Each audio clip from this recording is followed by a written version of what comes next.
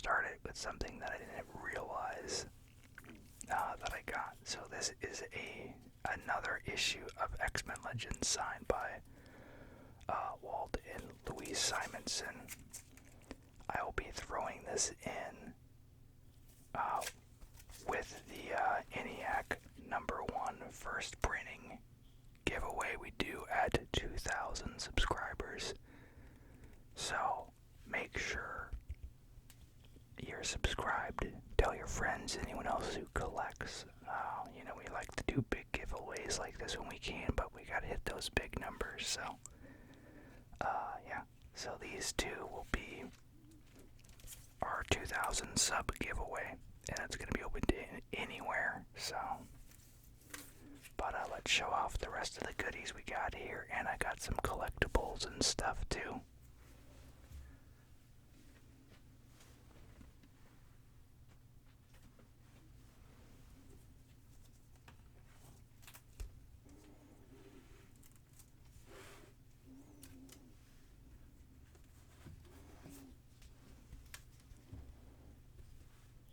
First off, I got Superman Red and Blue. I think this is number 6, yeah. And the reason why I mainly got it was for the Kevin Eastman cover here. A bit of an unusual take for sure, but as you know, me being a big Eastman fan, I had to have that.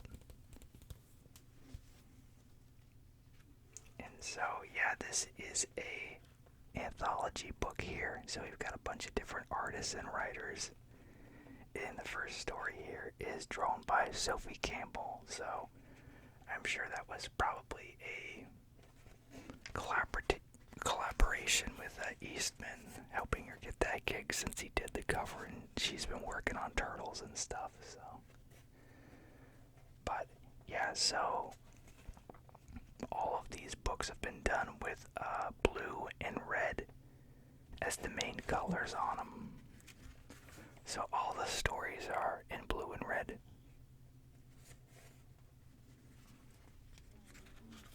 Yeah, so this story is all about a cat, like a super cat, which I know about Crypto. I don't know much about that cat though. So then here's another story here. This one is by Matt Wagner.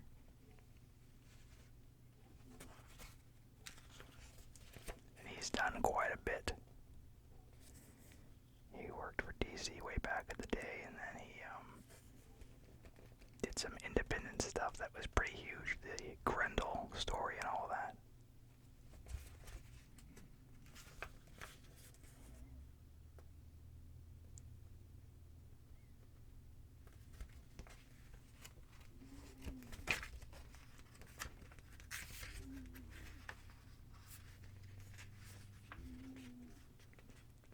There's another artist here. I'm not sure who this one is. I'm just trying to turn through it without spoiling the endings to each of the stories.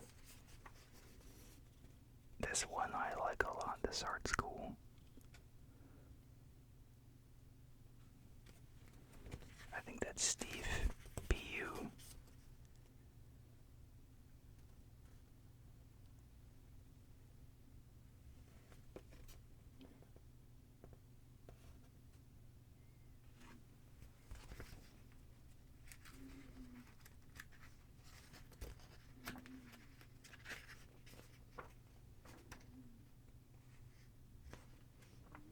Yep, and then here's our final story here by Mike Norton's the artist on this one.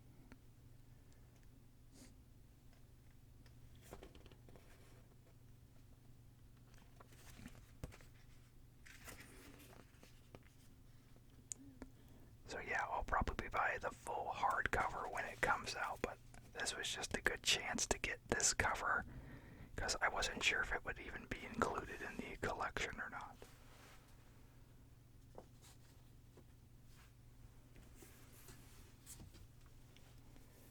Next we got Legends of the Dark Knight #4. So yeah, this is a brand new arc. And yeah, I saw it takes place in 1910. So I think it kind of in the Gotham by Gaslight period, if I'm not mistaken. I haven't actually read that story. I know of it, but I've never read it, which is probably kind of shocking. I know it's a classic. Well, this says present day there, so it's probably between the two periods then.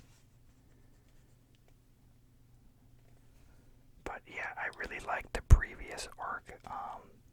It's very much like the 90s era of Batman storytelling, so hopefully this is more of that.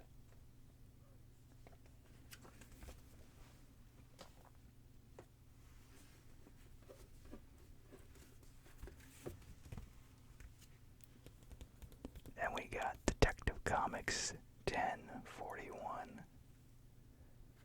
Another beautiful Bermejo cover.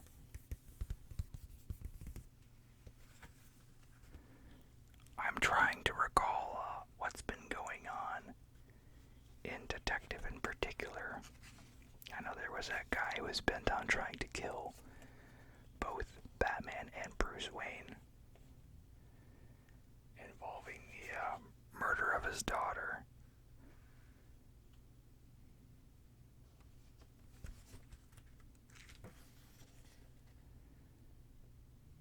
And then there was Lady Clayface.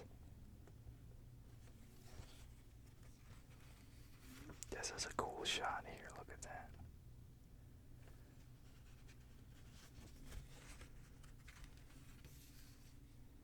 Yeah, I vaguely remember there being like a flashback piece with him in his more traditional costume here.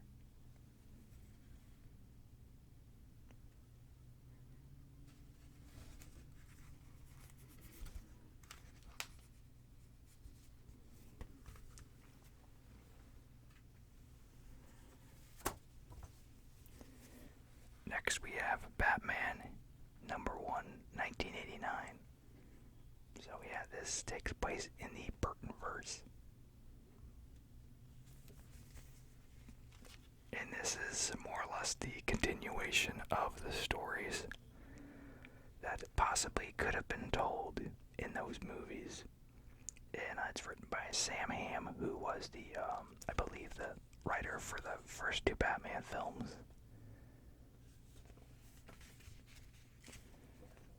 So this one presses heavily on the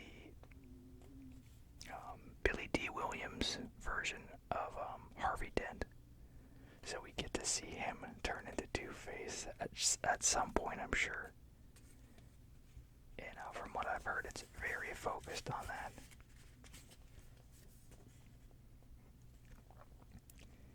And then we get to see Robin in here as well, I think, which would have been done by one of the Wayans brothers. If I remember correctly, they were actually paid for their role as Robin in the film, even though they were never in the film. So that's kind of a random aside.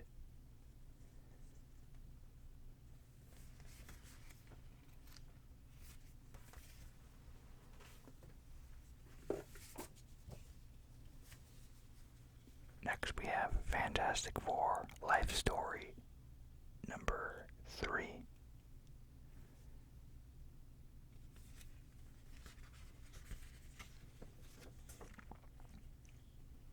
Yeah, this is in the same vein as the Spider-Man Life Story stuff. Fantastic Four through the decades.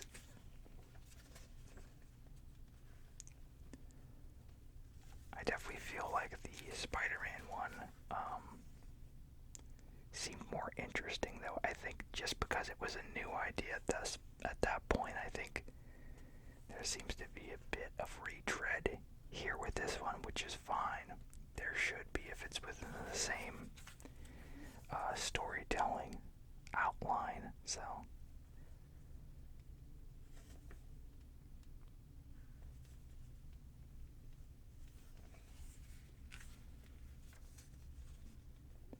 And the main push here is Reed Richards basically becoming an outsider because he is so obsessed the possibility of Galactus showing up. And he's just a workaholic, and, there's a wedge driven between him and Sue Storm. Next we got Batman, Catwoman, number 6. And I love this cover because it's got the little spot gloss element there on the Phantasm's mask. And then the back's got its thing too, but this is really the main. And then I don't think I had a cover yet featuring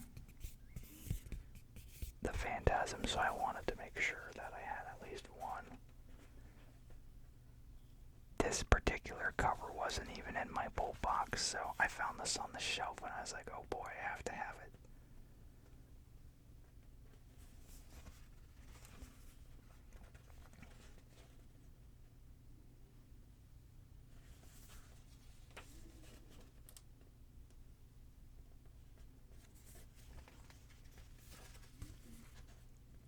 Yeah, it has been cool seeing the Phantasm rendered in, this hyper-detailed style as opposed to the animated style. That's really the main thing to note for me about this book, though. Not much else really grabs me. I mean, the art is good, of course, but the story is just kind of really odd. It's all over the place.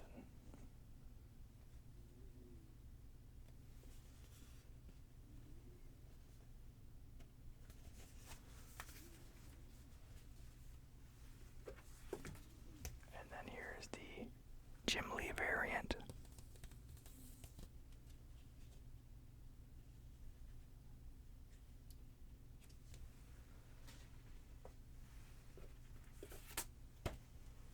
And we have Joker number 6.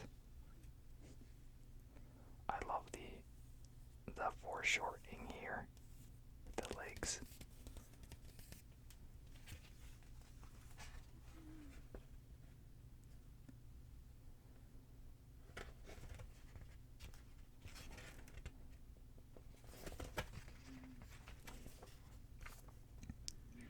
Yeah, there's not much new to add to this. I mean, this is still the same narrative that's been going.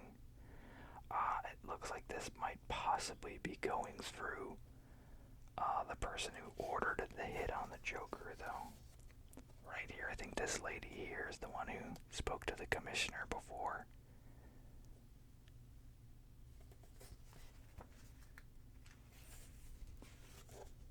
So that might be good to gain some insight as to the why. Because, yeah, she just kind of came out of nowhere and was like, hey, can you do this? The Joker has destroyed a lot of lives, so it's not like there's any short list of people who would like to see him dead, But it's pulling off the death. That's the challenging part.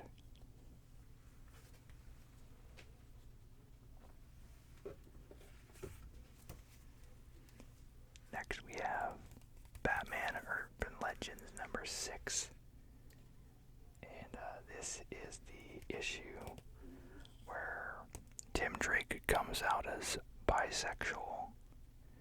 So that's been the big talking point, which is definitely interesting. And, I'm glad people are at least talking about the book there, but I wish that the spotlight didn't get taken from the climax of the Red Hood story here, which has been solid. And like I said, the main reason I have been buying this book is for that. So I know people are grabbing this book up speculative for that, for the Robin's sexual orientation, and not for this great story that I believe is reaching its end here in this particular issue.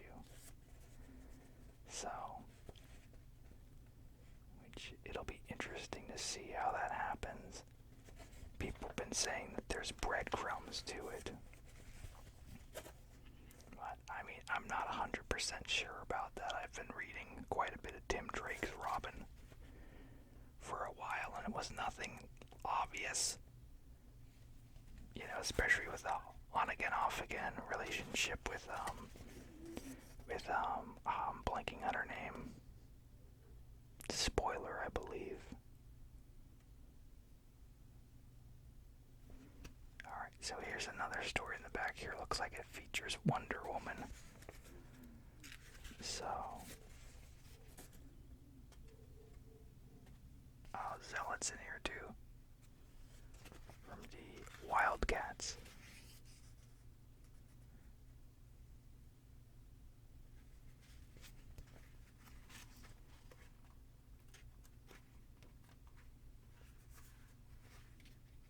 And then another story featuring Black Canary.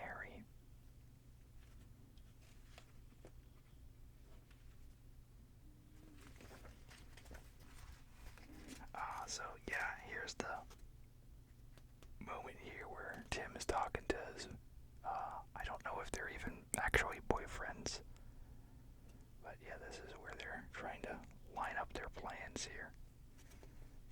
So,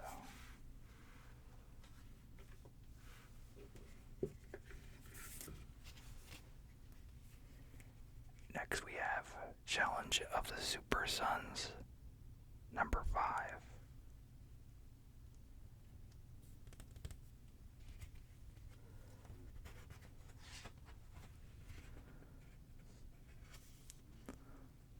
I swear I'm not a fan of how long pacing goes in comics much these days.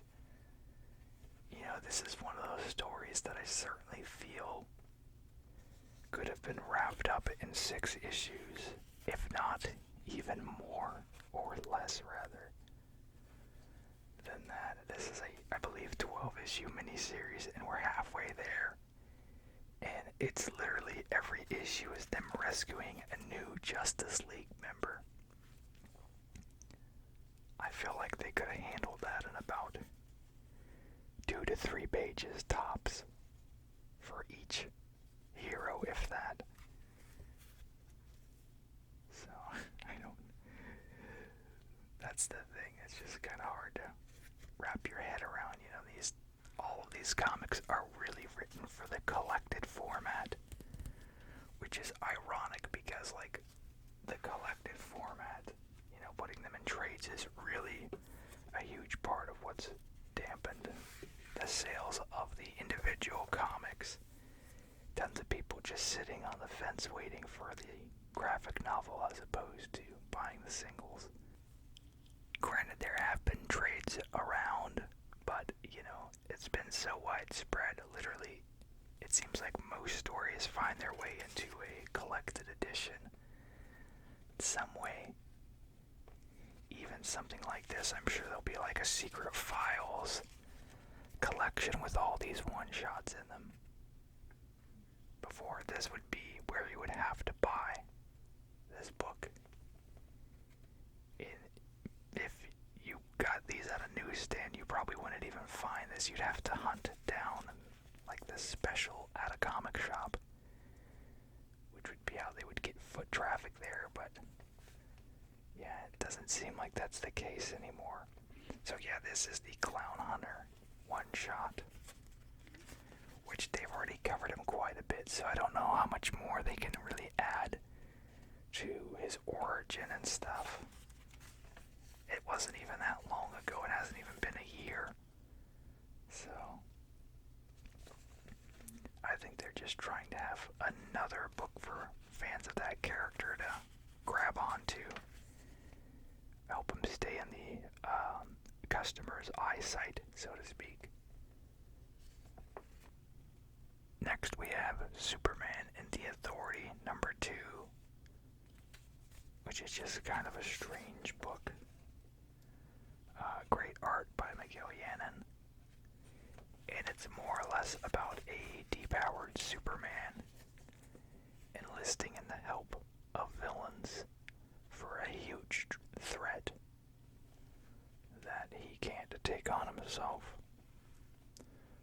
I'm not sure the reasoning of using these particular characters or not, but that's what he's doing.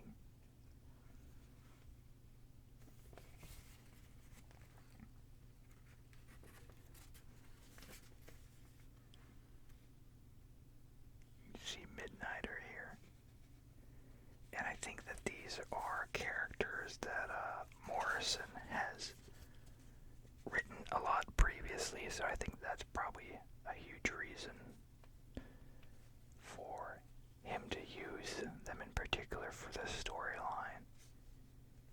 You know, it's the Authority, which he may have even just been the main writer for that. I'm not really steeped in those books, so I don't really know, but then we have Catwoman number 34, which, yeah, it's so strange. None of these were ever in my box here, or rather, I didn't pre-order them, but the covers have been so good that I'm just letting it ride.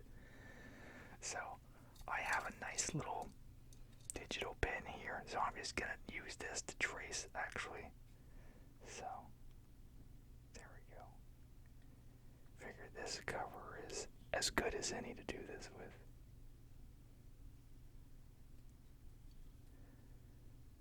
So,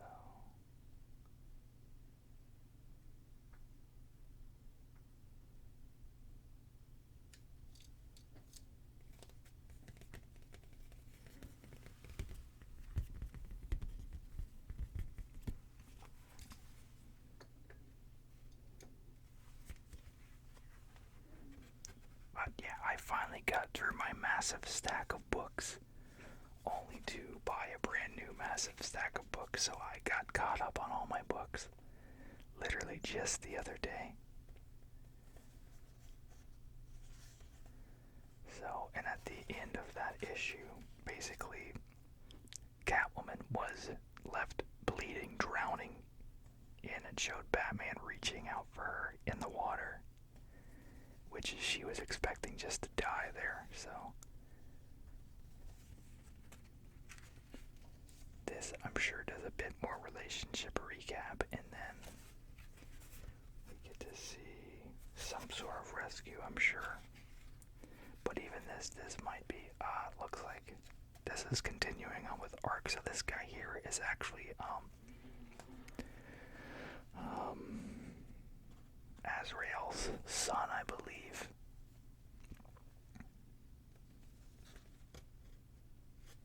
Yeah, one of the previous, I think it was the annual, went through that story.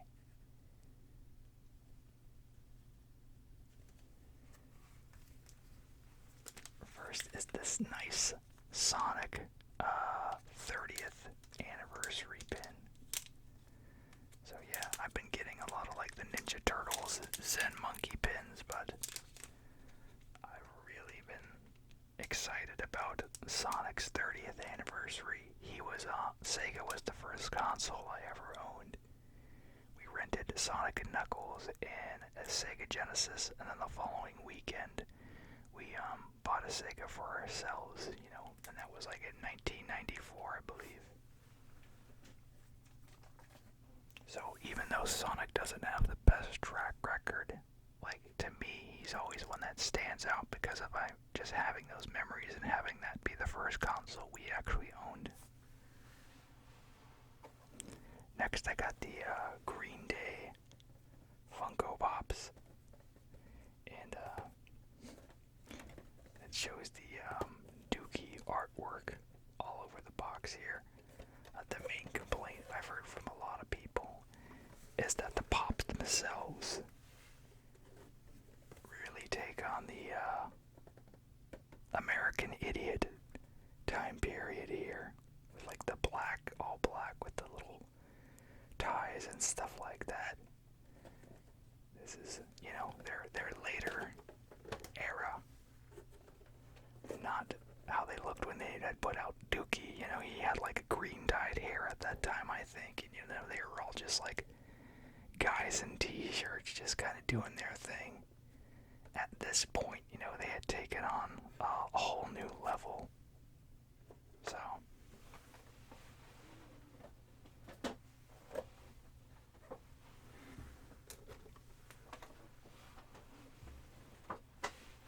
and I also just secured my ticket to go see them on Labor Day at the baseball field in Seattle, so I'm excited about that. It's them, Fall Out Boy and Weezer.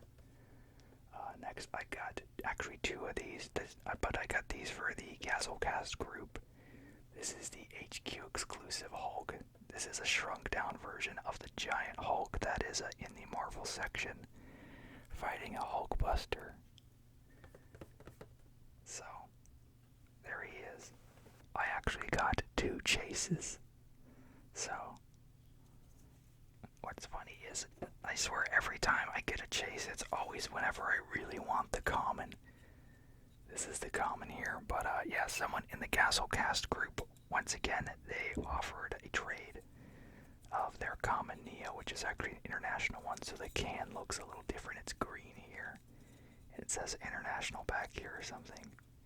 And then the actual Pog is slightly different there, but I'll show that off when I get it. But I think it's maybe black here. No, I guess it's green on theirs too, but the common for this one in the US is white. And then he's got his glasses on, so. But yeah, so I got two chases. Next I got a campaign book that had come in, but I actually missed out on it on the campaign. So this is Longhabor by Alejandro Marable. You can go to Iconic Comics and get it. I think it's $25. But yeah, I just love the art in it here. It's a fisherman horror story. So the artist here, I love the presentation of the book too, but yeah, the art is these really detailed. He's just capable of such hyper levels of storytelling, and really has a knack for showing the grotesque. Yes, it's definitely cartoony and stylized in points, but when it needs to feel grounded and gritty here,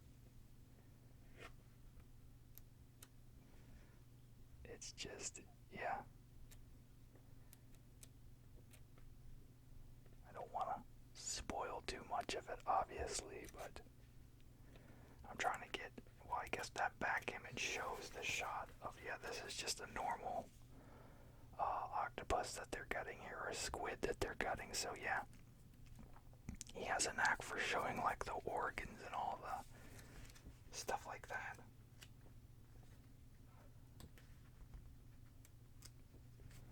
But yeah, I just, like, completely just consumed this when I got it. I read it super fast. But just really great. I highly recommend it. It is mature, though. Obviously, there is swearing and, lots of violence and stuff. Next we have Gotham number 4. So yeah, this is continuing on just the same as before. DC Universe gone manga style here. I don't know why they feel the need to charge the regular price for the book, though. Because as I've said before, when you produce a book in black and white, the print cost goes way down. So they should really be charging significantly less.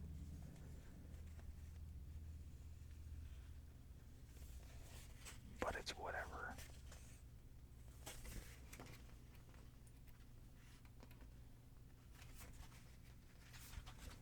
And yeah, I think there's a few different, or maybe, yeah, there's just one other short story in the back here.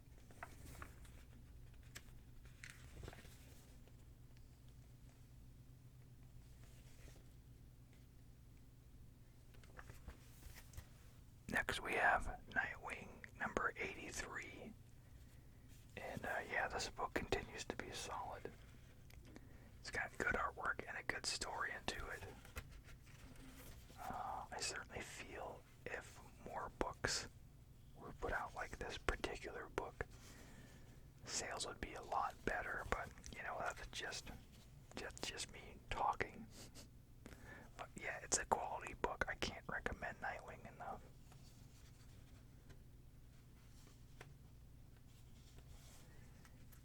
It has a modern enough feel to it, but it's bringing in enough like new elements that it's interesting. And I feel like the pacing's been good with it too. Very action-packed too, as you can see here. So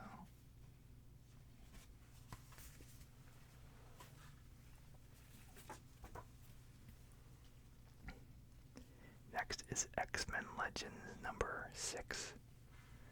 This is the action figure variant here. And this is continuing the Peter David Todd Knock story with them fighting Doctor Doom. Which, yeah, this is another one and has, just that big 90s action feel to it. Just really embracing, that source, that time period. And Todd Knock has always just been a incredible talent, I feel. I think he gets overlooked a lot, but he has done quite a bit of work. And then here's the normal Todd Knock cover for the book. Because, yeah, I'm a big fan of his work, so why wouldn't I get the normal cover too? Okay, next we have Noctera, number 6. And what's funny, I just got caught up on Noctera too. I could have sworn that they already had 6 issues, so this now is issue 6. And then I think it's taken a couple month hiatus, if I remember correctly. But yeah, it's been good, it's been interesting. And it'll be interesting to see where they take it after this arc, I guess. Because it was really feeling like stuff was, getting ready to wrap up. But then they're like, nope, there's another arc. So it's like, okay, well.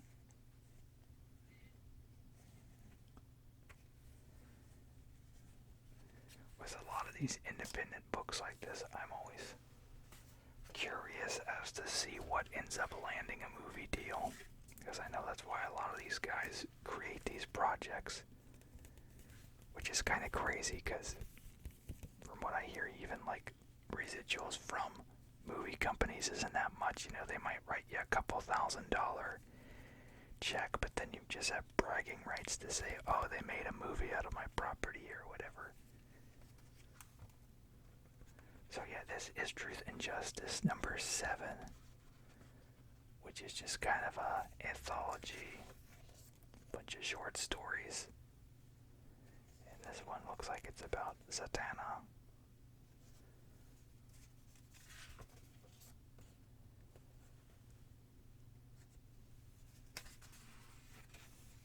Skip ahead here.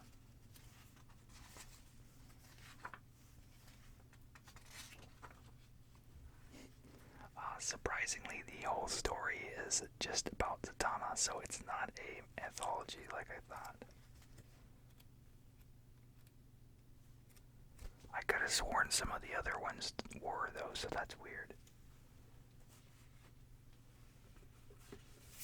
Okay, next we have Rorschach number 11. This one's almost done. Man, and it's getting crazy.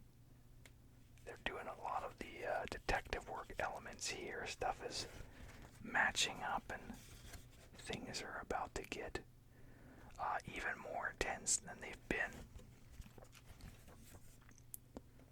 I don't know why they had the need to do all the weird stuff they did with Frank Miller in here, other than to just get people talking about the book.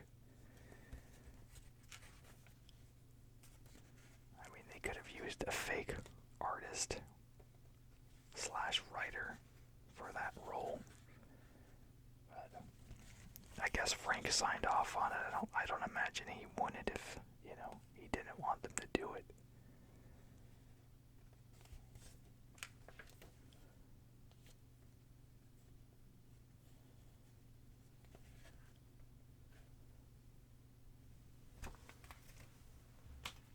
And it looks like this is our last one, Infinite Frontier number 4.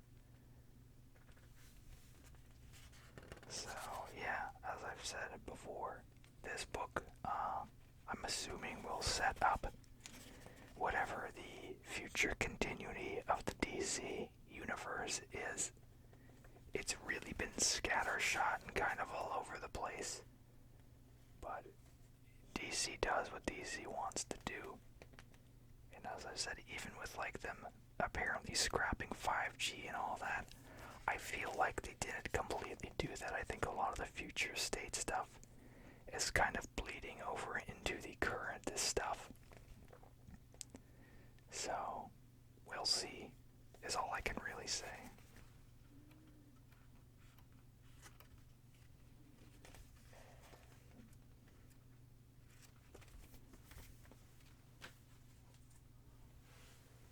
Alright, well that's gonna do it. Make sure to like, comment, subscribe. Let me know what you want to see.